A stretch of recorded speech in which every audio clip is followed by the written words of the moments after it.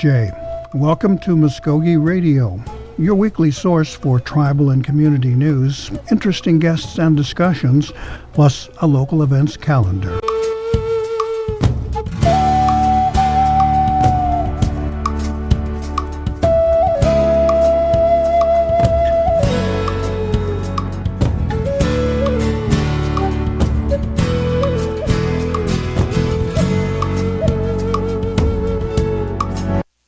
Hisjay, Liz Gray, Jaho Jifkudos, and welcome to Mvskoke Radio presents Mvskoke Women Takeover here on The Brew.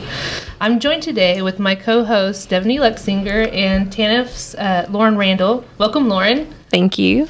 Today's episode is about finding your voice. Whether it be in business, politics, or the community, many Mvskoke women are vocal about what they think is needed within the Mvskoke Creek Nation. Yeah, and our first piece is sort of a history piece about our tribal government and the women who broke the barriers of the nation's executive branch. And then we're going to talk with Lauren about how she uses her voice within her community. And finally, we talk with Mike Nance from NAMUS on how you can give a voice to those who have lost theirs. Yeah. So, what's up, Deb? The pollen count. Yeah, Deb has the sniffles. So Sorry. We're trying not to sniffle all over Allergies. the radio. Just fair warning for everyone.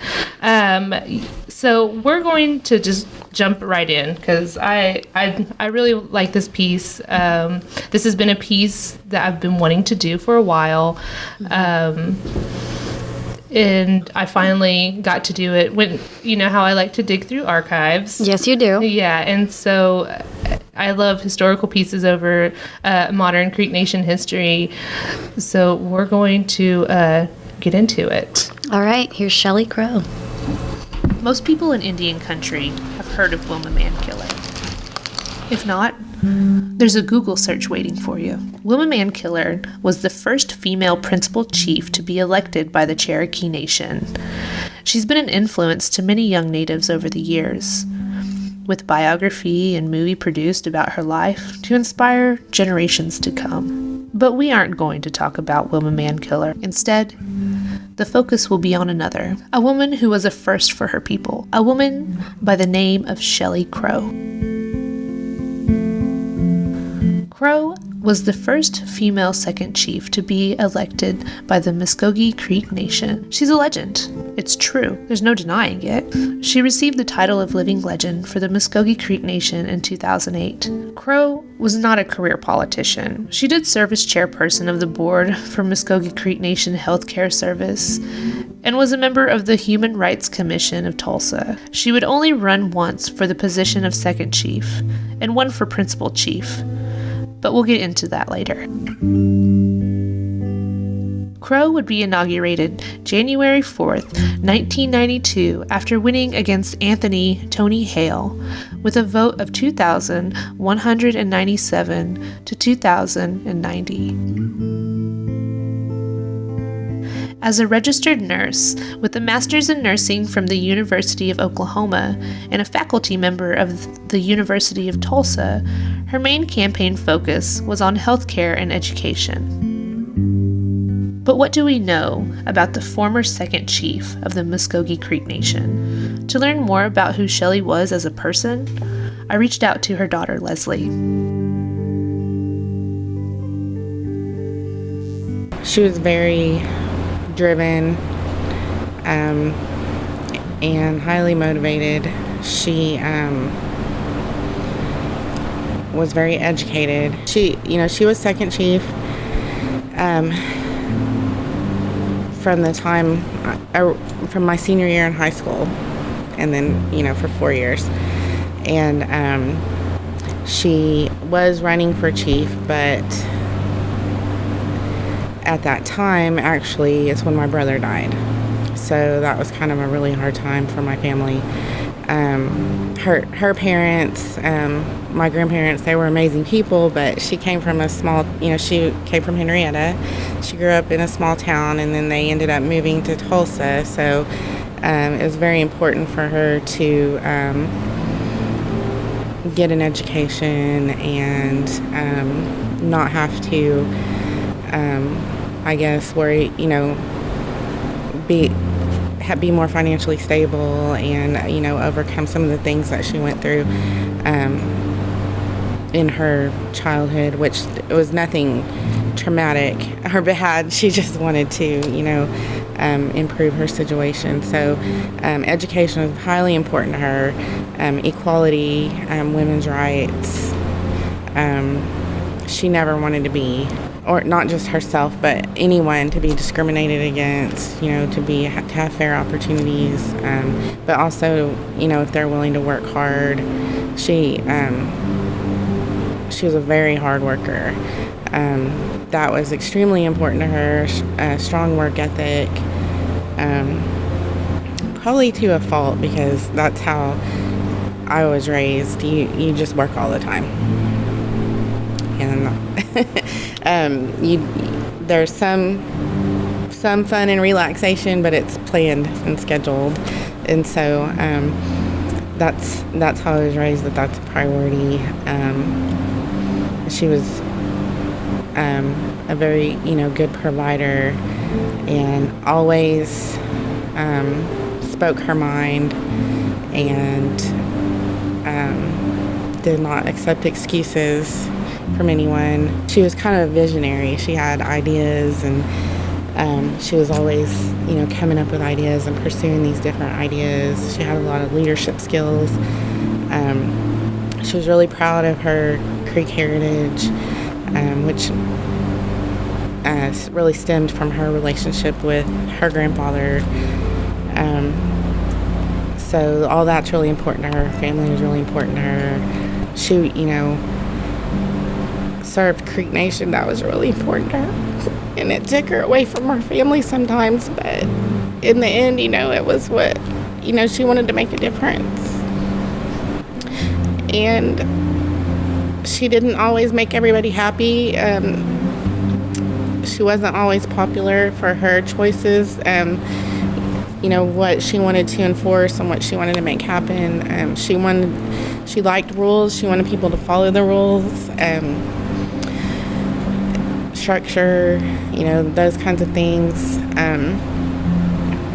And I think at that time when she was in office that wasn't something that people necessarily, not everybody liked. Some people did like it, you know, but some people wanted things to stay the same. So there was times when she came up against some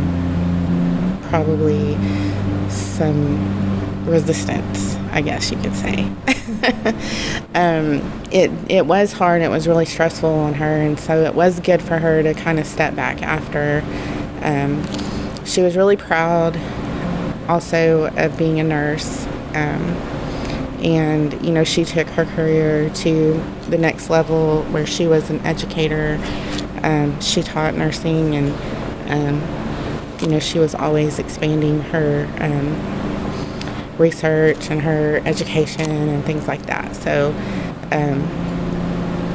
she wrote grants. She knew everybody. And my aunt used to say, she would do an impression of my mom, and she would say, like, she would get on the phone and say, "Operator, give me anybody. I got business everywhere."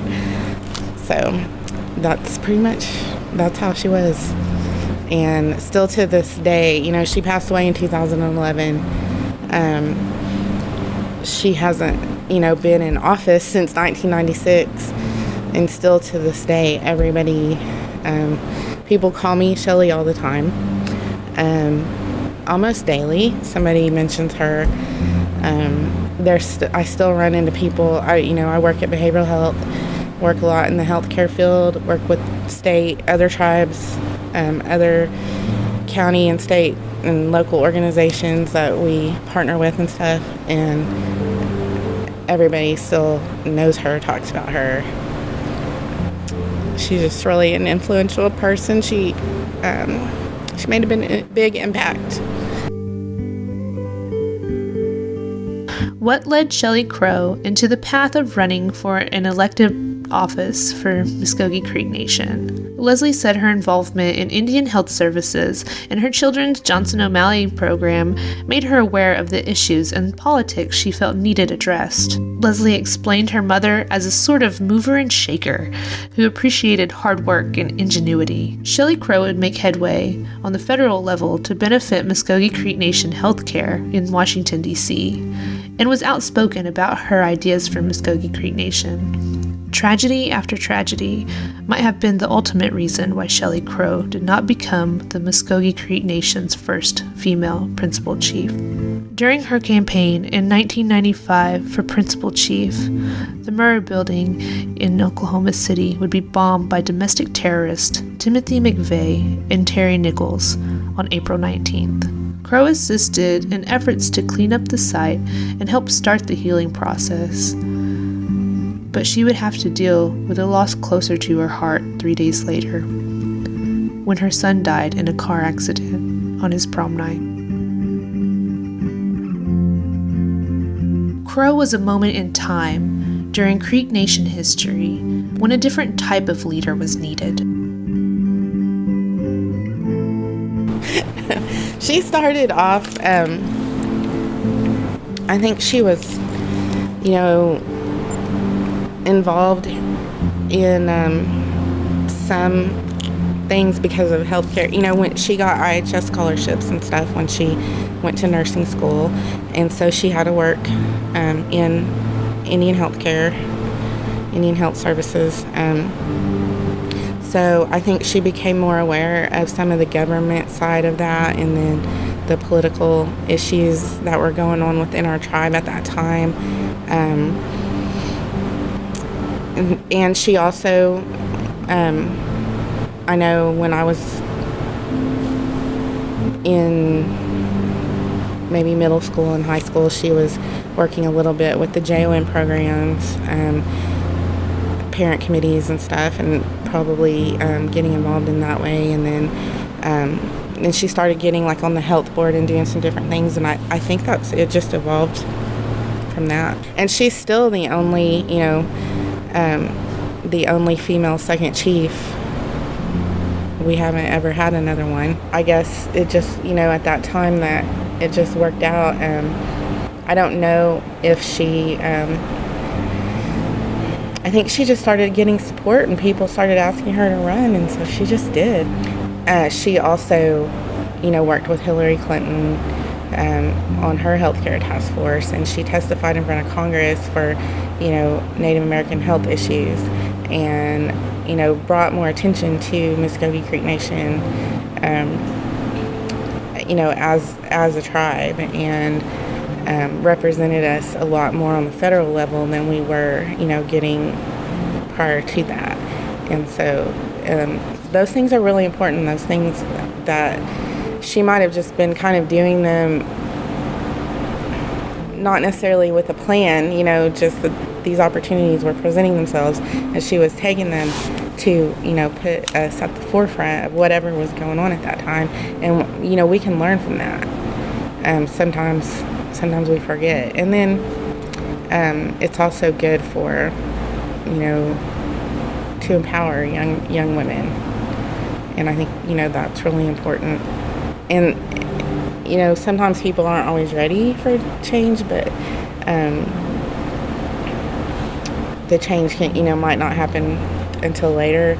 But she definitely spurred, some changes that were, much needed, and is still,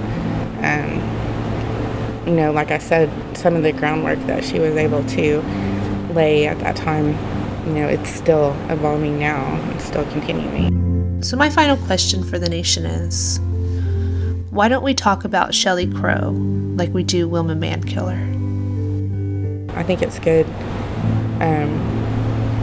that she didn't continue, because then she was able to do some other things and help the tribe and some of the other communities, in a different way. So, because after that, she established a foundation for my brother, and it was operational. It was a nonprofit. It was operational for 10 years, and we did some scholarships, and we did some grants, and did some prevention programs and some mentoring and outreach programs in some rural communities, which I eventually had to work with them because there was a lot going on. And then due to both my parents having some health concerns, we thought it would be, better to, after 10 years, to go ahead and not continue with that in that manner. But she was always looking out for the greater good and looking at the big picture and trying to help people and make change. And even I can just go to Walmart and somebody can be like, your mom helped me when no one else would. And she would do that, She didn't help people who wouldn't help themselves. But if she saw somebody who wasn't getting treated fairly, or who should have been able to get some help and that help was withheld from them, she was a fighter. So I know she made a difference. She was hard to get along with sometimes, I'm not gonna lie. And I'm sure some people have probably said the same thing about me, but that's what it takes sometimes. So. All right, so Lauren, what did you think? That was an awesome piece. I had the pleasure of meeting Shelley Crow. My mom, has worked at Creek Nation for a long time. So every time that I got the chance to talk to her, she just was always, a really positive role model, really a true definition of a strong Muskogee woman. Mm-hmm. Absolutely. Yeah. I don't know if this is in the interview or not, but I think it was off after I got done. They had put notable Muskogee women in there, and she's in there. There's some questions about her as well. So I think it's great that we're trying to teach, the future about the future generation about, our past tribal leaders, and it's important. Yes, it definitely is. All right, so we're going to take a quick break, and we'll be right back with Lauren Randall. I started doing it when I was 11. I wanted to be just like my big brother. And some of my friends were already doing it. We got hooked fast. I just can't get enough. I'm Jacob, and I'm addicted to playing the drums. There's lots of stuff that makes it cool to be Native. Doing meth isn't one of them. Find something better to do. Check out ncai.org. A message from the Partnership for a Drug-Free America and the National Congress of American Indians. Hear that? That's the sound of hope being killed by meth. Methamphetamine use is causing huge problems in our community. Hey. Hear that? That's the sound of something you can do about it. Events like rodeo, res ball, and family time can help keep kids away from meth. Talk to your kids. Keep our culture alive. A message from the Partnership for a Drug-Free America and the National Congress of American Indians. Learn more at ncai.org. All right, welcome back to Mvskoke Radio with Muskogee Women Takeover here on The Brew. I'm here with Lauren Randall. How you doing today? I'm good. Thank you for having me.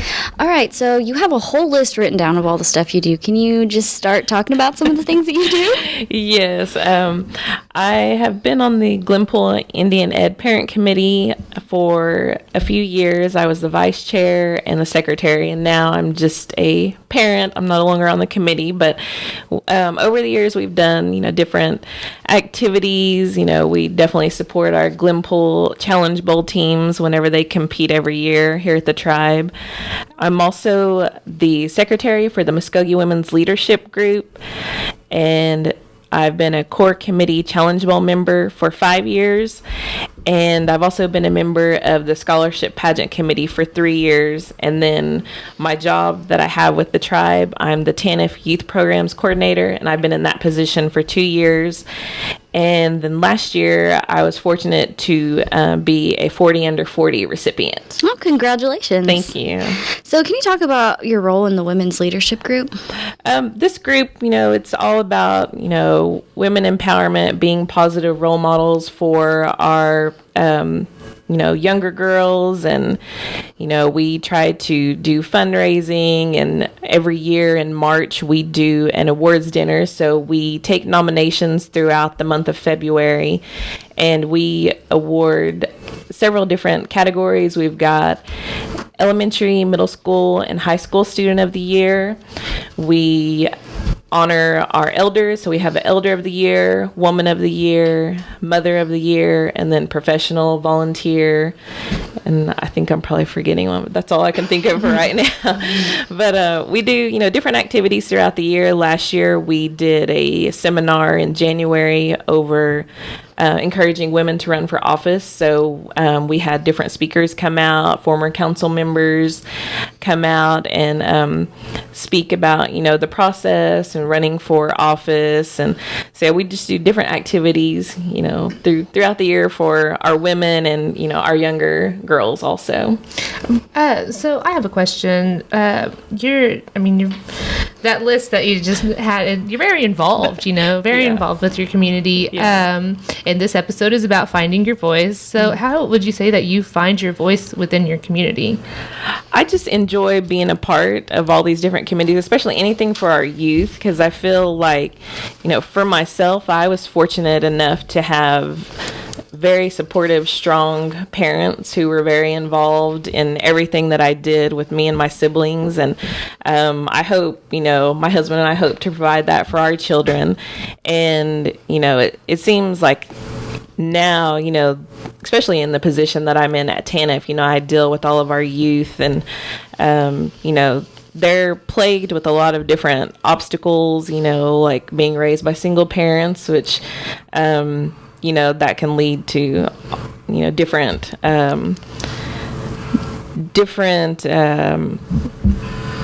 obstacles that they have to get through in life. But yeah, I just really want to be a positive role model and hopefully a mentor, for those kids who may not have one.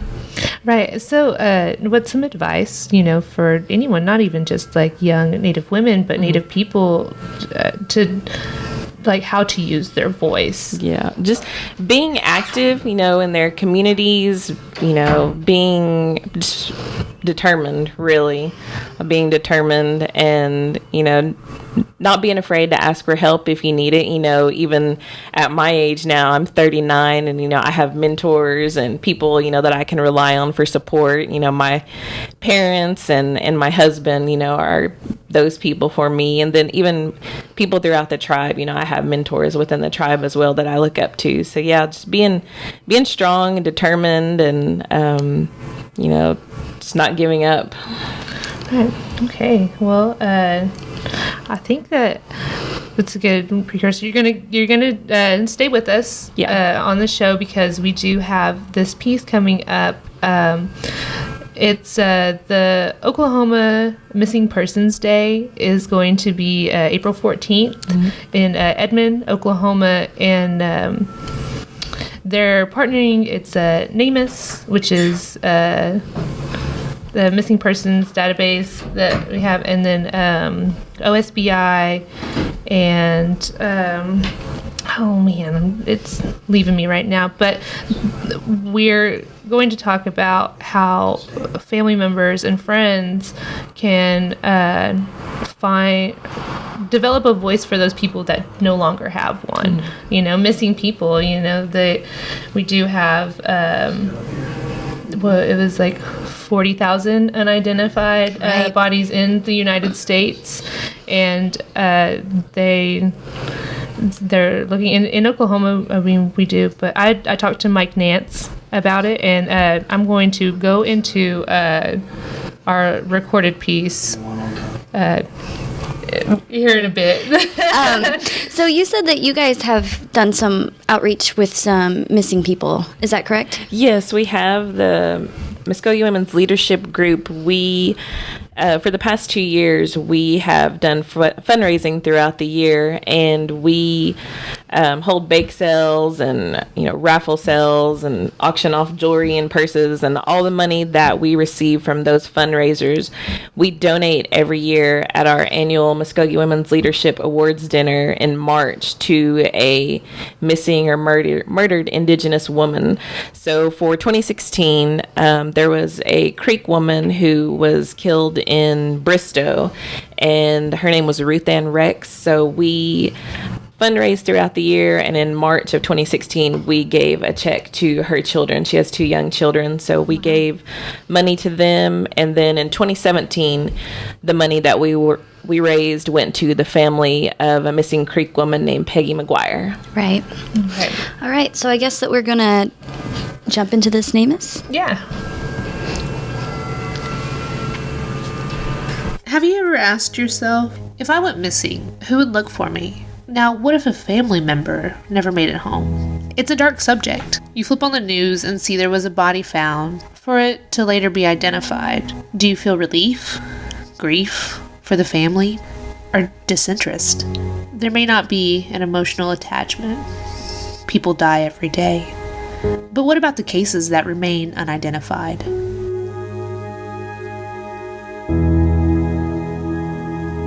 Mike Nance, Regional System Administrator for the National Missing and Unidentified Persons System, better known as NamUs, says this question doesn't pop up in people's head. It is often the experience that makes one aware of the problem. And that just might be the problem.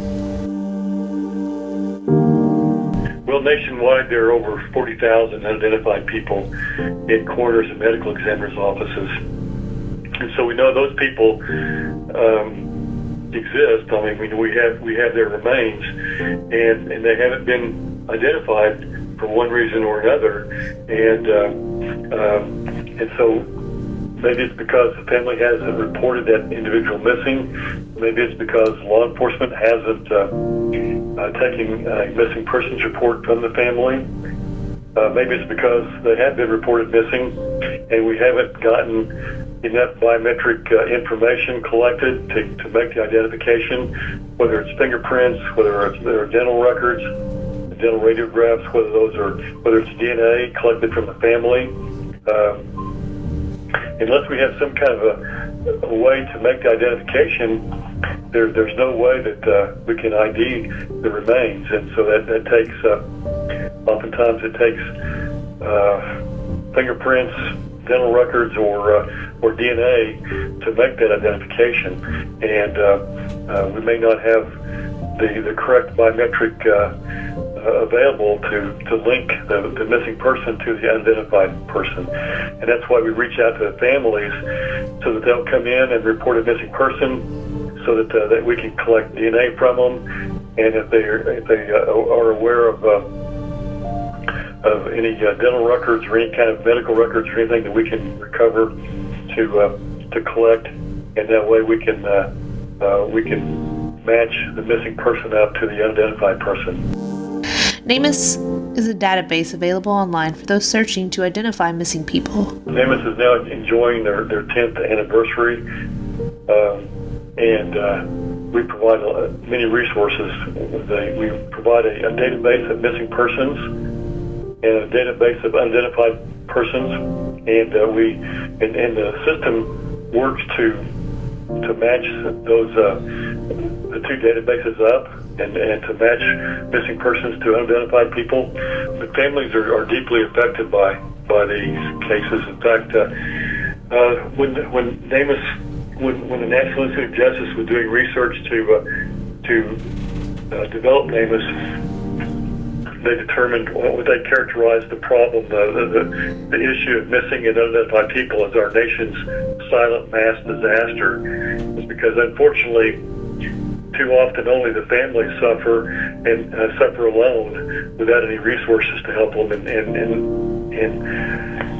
I guess it's a double-edged sword, because while families suffer with this problem, there are a lot of families or a lot of people nationwide who are not affected, and so they're completely oblivious to the problem until someone someone in their family goes missing. And so it's been characterized as our nation's silent mass disaster, as family members disappear and family members struggle to locate them.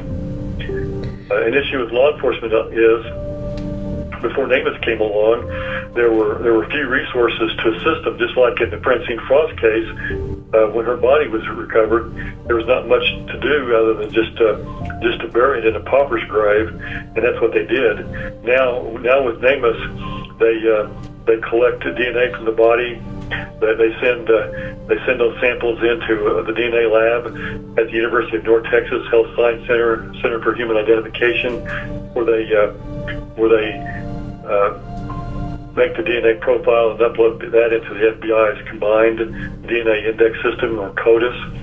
And so the DNA is in there from unidentified people, and so we need family members to come forward and provide their DNA, which we collect in the form of a buccal swab, which is merely a cotton swab that we rub on the inside of your cheek, so it's very quick and painless, and we submit that to the University of North Texas Center for Human Identification, and they make a DNA profile from that, which they upload into CODIS, and then CODIS makes the association between the family's DNA and the unidentified person's DNA, and it's resolved. We've also we have a fingerprint unit with NamUs, and since last March, a year ago, we've made over 200 identifications of unidentified remains simply from fingerprints. And the FBI's new next generation identification system, or their NGI system, is so much more effective than previous fingerprint systems have been, that they're making identifications where they weren't possible in the past, and even if they've been run through the FBI's APIS system, or their automated fingerprint identification systems. So the new FBI NGI fingerprint system is helping to identify these cases as well. And then of course we have forensic odontologists on staff who help agencies and with medical records and dental charting and dental radiographs, so that people can be identified through their dental records. And it's important to collect that information as quickly as possible, because dental offices are only required to keep these records for 3 to 5 years. And so as quickly as we can collect those records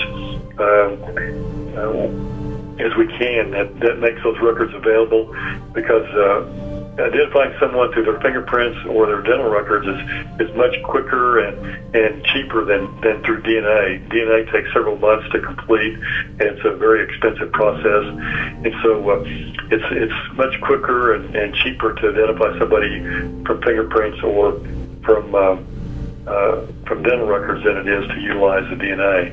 But we have those are all resources that we provide by your tax dollars through a National Institute of Justice grant, and so it doesn't cost families or law enforcement agencies anything to utilize these resources.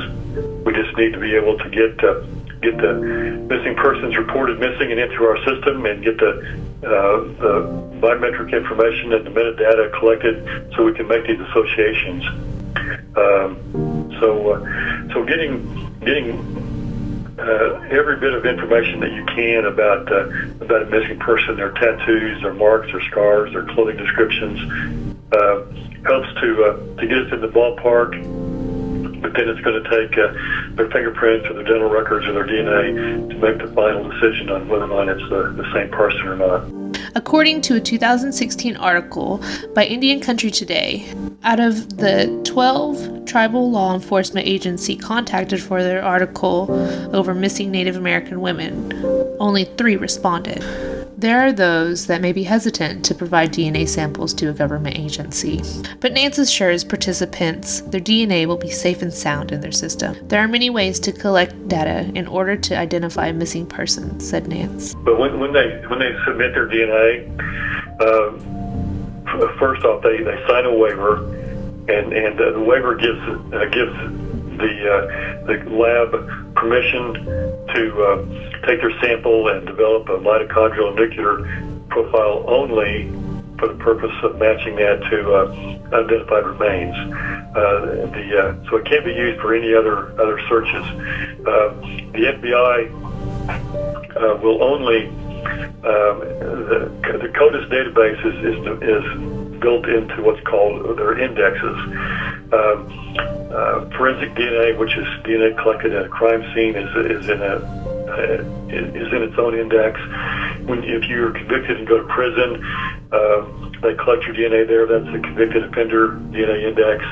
They're all different. I characterize it like different filing cabinets or file drawers within a large filing cabinet. Family members, whenever we collect DNA from a family member, that goes into the family reference sample file drawer, and then there's the file drawer of unidentified human remains. Now, the DNA from family members is only compared to DNA from unidentified human remains. It's not compared to DNA from a crime scene. It's not compared to any other DNA in the system. And by law it can't be. And again, the family members are only agreeing to let their DNA be compared. So I guess if that would happen, it would be considered an illegal search, and it would be thrown out of court if the DNA was compared to DNA from the crime scene and made a match, and they tried to arrest somebody under those grounds. But I know, and I've dealt with this for many years. DNA from family members are only compared to DNA from human remains. Nance says reporting missing Native Americans is different for Oklahoma. Nance also said identifying those by race raises its own issues. When race can't be determined, it makes it harder to identify the person. Nance discussed the topic of missing Native American people, and the numbers out there may not reflect reality. This may be due to underreporting of missing persons on reservations. That's an issue. According to a 2016 article by Indian Country Today, when 12 tribal law enforcement agencies contacted for their article over missing Native American women, that indicates that Native American women are according to a 2016 disappeared or murdered at 10 times the national average, and there's really no good statistics on that to be able to back that up or to know. We know that the Native Americans are victims of crime, and there was a Bureau of Justice Department study that indicates the rate of aggravated assault among American Indians and Alaska Natives are twice that as the nation as a whole, and that 1 out of 10 American Indians, 12 and older, become victims of violent crime annually. And so we know that from studies, but we really don't know how many Native Americans out there are missing, because the old saying, we don't know what we don't know. In Oklahoma, we have 91 Native Americans reported missing. 51 are male and 40 are female, and nationwide we have about 1,371 Native Americans reported missing, and that represents the nationwide.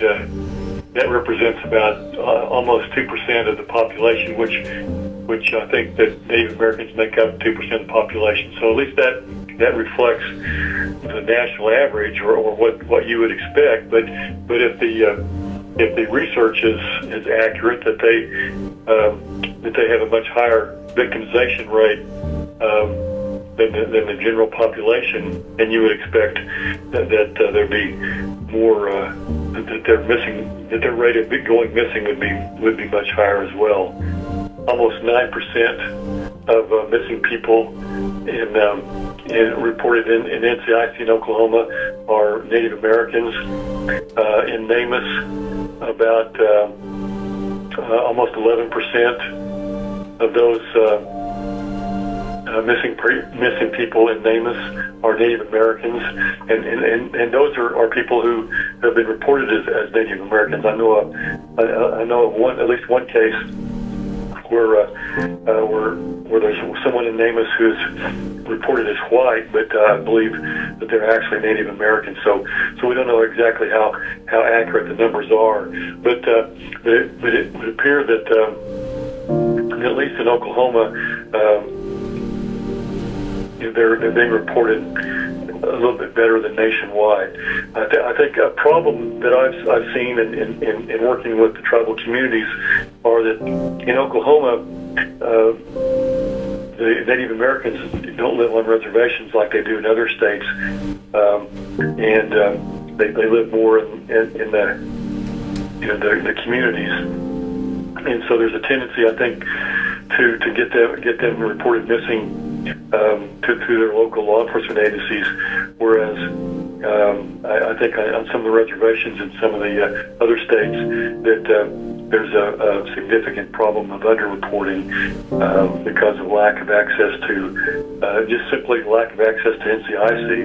There's so many tribal law enforcement agencies on reservations that don't have access to the FBI's NCIC system, and so there, I think for that reason there's a lot of underreporting, but fortunately here in Oklahoma, I think that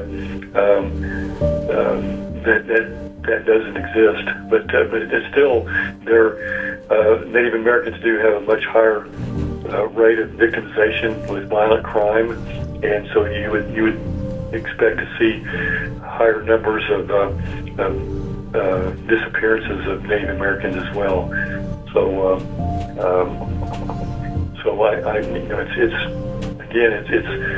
it's hard to put a real definitive answer on that, and that's why we're doing these outreach programs to reach out to all citizens as well as tribal communities, so that we can get everyone reported missing who is missing, and so that we can collect biometrics. We know that in Oklahoma, the unidentified we have 110 people who are listed in NamUs as unidentified, and 7 of those are Native Americans, with 6 being male and 1 being female. We have, but then we have the caveat that we have the population where we're unsure as to what, because of the skeletal remains or whatever, they're unsure as to the race of the individual. We have one case where we're unsure as to the race of the individual. Okay, yeah. So just for a question for you, Lauren, would you provide DNA if a family member went missing? Would you have any hesitation? No, none at all. I'd be happy to. Yeah. I don't think I would either. Yeah, a lot of people are. Give it. Yeah, I don't need it. Yeah, I don't need it. I don't need it. Yeah, no. They're doing this Oklahoma Missing Persons Day, April 14th. In Edmond, then we'll have more information on our website about that later on this week. But there's a point in there that didn't make it in, and I wanted to just touch on that. The NamUs database is. So, because it's worldwide and anyone can access it in the world, they said that a woman from Amsterdam was able to help find a missing person in the United States. Yeah, on her lunch break, or in between her while she was working, she would just look it up and she put it together. Yeah, so I mean, you can make an impact, even if you're not providing DNA, just out of curiosity and out of just hobby, I guess. Yeah. Hobby of wanting to help other people, And again, that goes back to finding your voice. It's like genealogy, but different. Yeah. But we're going to take a quick break, and then we're going to come back with some community announcements. I started doing it when I was 11. I wanted to be just like my big brother. And some of my friends were already doing it. We got hooked fast. I just can't get enough. I'm Jacob, and I'm addicted to playing the drums. There's lots of stuff that makes it cool to be Native. Doing meth isn't one of them. Find something better to do. Check out ncai.org. A message from the Partnership for a Drug-Free America and the National Congress of American Indians.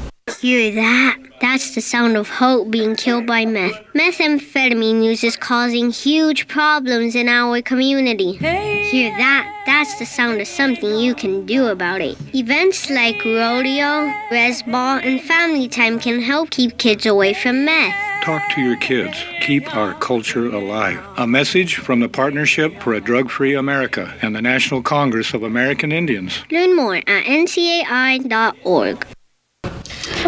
All right, welcome back to Mvskoke Radio. Mvskoke Radio presents Mvskoke Women Take Over here on The Brew. In this episode, Finding Your Voice with Lauren Randall. Yep.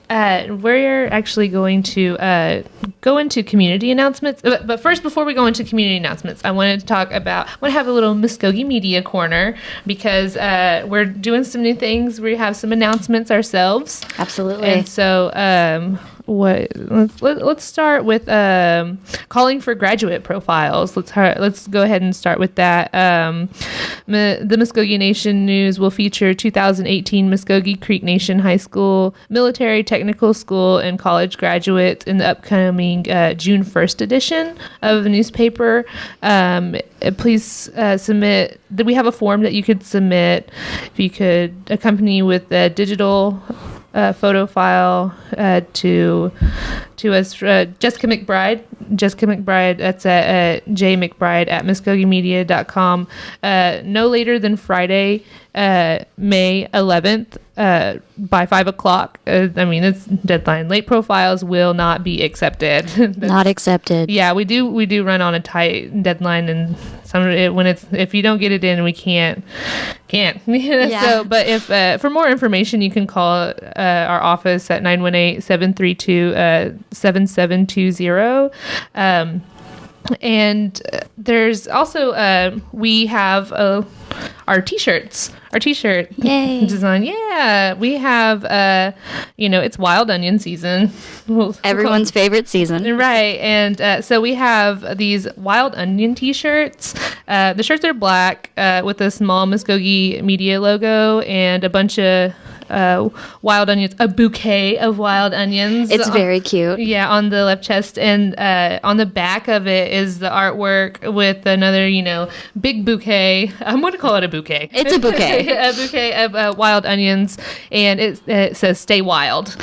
And it's a great design. Our Excellent idea. Great. Yeah, our designers are so great. And those original designs that they come up with and being able to make it like native is great. Right, because the last year their shirts were really cool, and I really think they stepped up their game. Yeah, and so we also have our other t-shirts too. If you're interested in those, it's the Estejati and the Miko shirts that we had for the festival, and the Estejati shirt is $15, and then the Miko shirt is $10. The wild onion shirt is our sizes are from small to 4XL.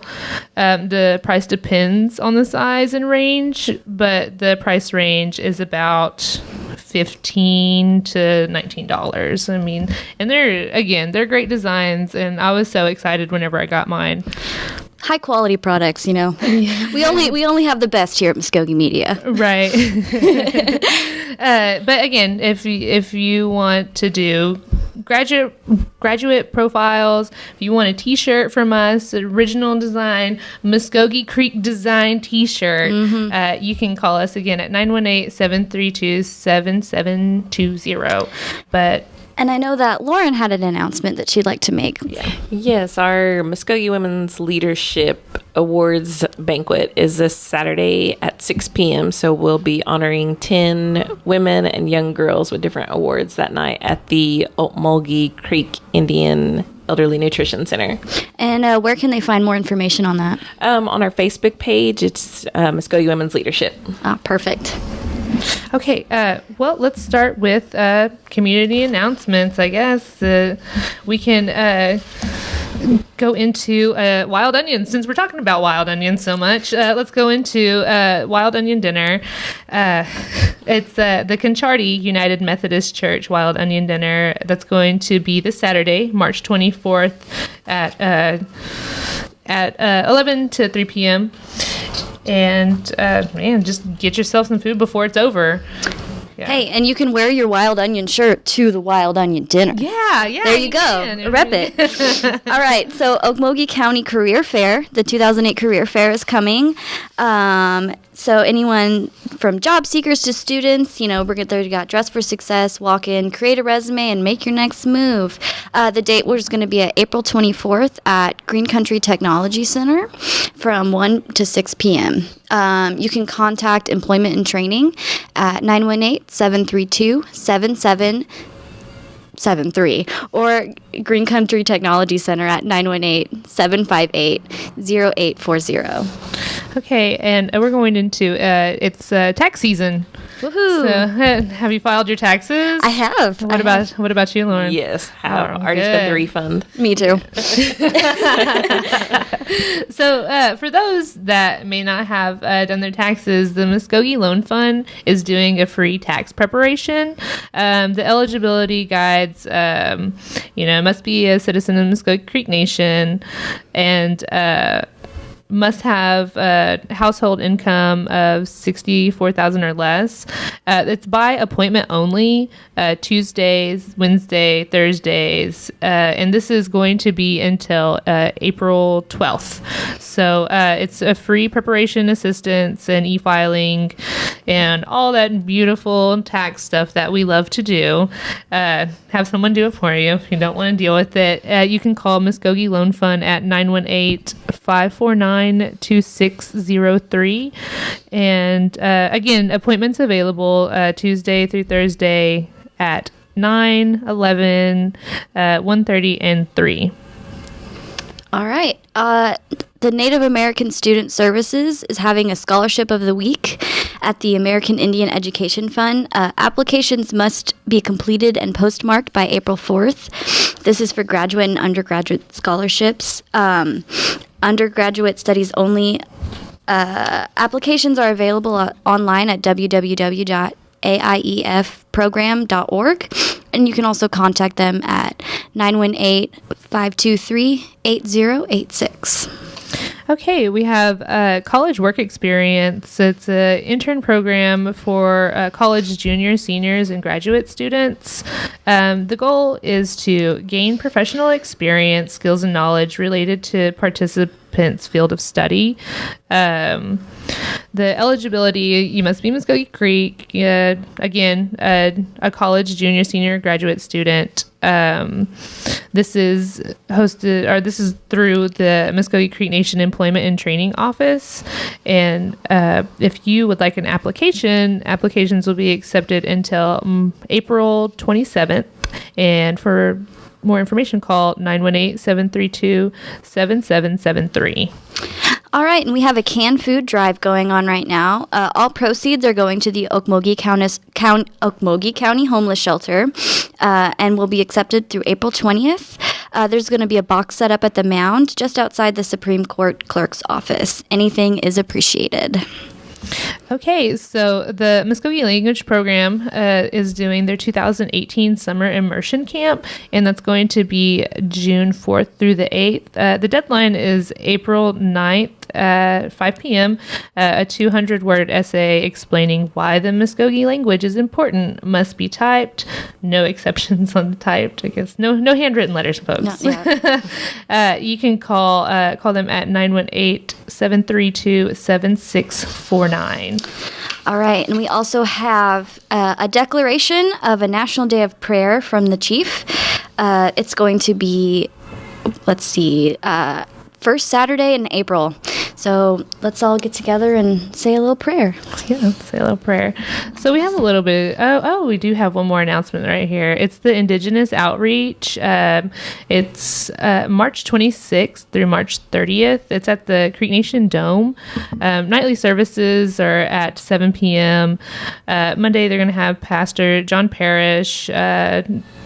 Then Tuesday is Pastor Grover Wind. Wednesday is Pastor Fred Lowe. And Thursday is Richard Amador. And then Friday is Pastor Ellison Bennett. So for more information, you can contact Grover Wind at 918-398-3393 or Pastor Fred Lowe at 918-843-0568. All right. So we have a little bit of time to kill on this, and I just want to talk about it was the first day of spring yesterday. Yes, it was, and we had the spring celebration, and it was cold. Yeah, it was so funny to have this spring celebration and be the first day of spring, and it was freezing cold.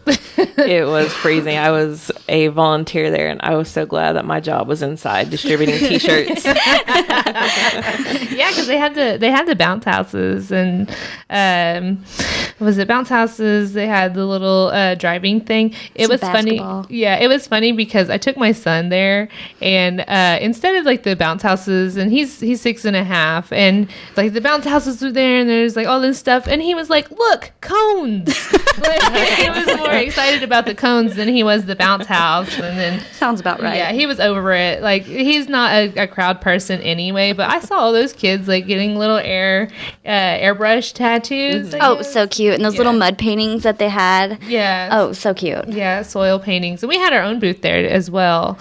Yes, we did. Yeah, but it's a beautiful time. Wild onion dinners always like remind me. I'm like, oh man, it's almost time. And like, yes, it's gonna get warm. And yes, it's spring. Summer's here. Yeah, but also like tornado season too. And allergies. Allergies. Yeah, again, I'm dealing with allergies today, and I don't know how I'm not the same. So. I think I have yours too because it's really hitting me hard. It's okay. Yeah, I mean, I wore my little spring dress. So I'm like, it's spring. Dang I'm excited. It's 32 this morning, but I don't care. I know, and I keep going to like Lowe's and Home Depot and Walmart and seeing all like the flowers and like, I can do that. I can do that. That's not true. That's not true. Yeah, you have an herb garden, I'm pretty sure you're working on right now. I'm working on it. Yeah. My mother told me I did it all wrong, so starting again. Yeah, no, it's spring break. What are your kids doing for spring break? Today, my dad is actually taking the kids to Redbud Valley. I guess the redbuds are blooming right now, so they're going there. And then over the weekend, me and my family, we went to Gloss Mountains. It's near Fairview, Oklahoma. Mm-hmm. So we went there for the weekend, and it was a little scary because right before you walk up the mountains, there's a sign that says "Beware of rattlesnakes." So none of us wanted to go after we saw that. That's comforting. Yeah. So are you like would you consider like an outdoorsy family? Yeah, very. Yeah, we play volleyball. We explore different parks every weekend. Usually, I've got a 14-year-old daughter, and then my son Jacoby is 6, and then my daughter Jude is 3. So we're outside all the time. I prefer the great indoors, but that's nice too. I heard it's pretty outside sometimes. Yeah. The sun shines sometimes. Whoa. Weather stuff. Yeah, I think that we're going to just call this a show, and I want to thank Lauren Randall. You're a great guest, and thank you for being a part of our discussion on finding your voice. Yeah, thank you for sharing your voice. Thank you very much. Yeah. All right. Thank you. Yeah. We're going to just go. Thanks.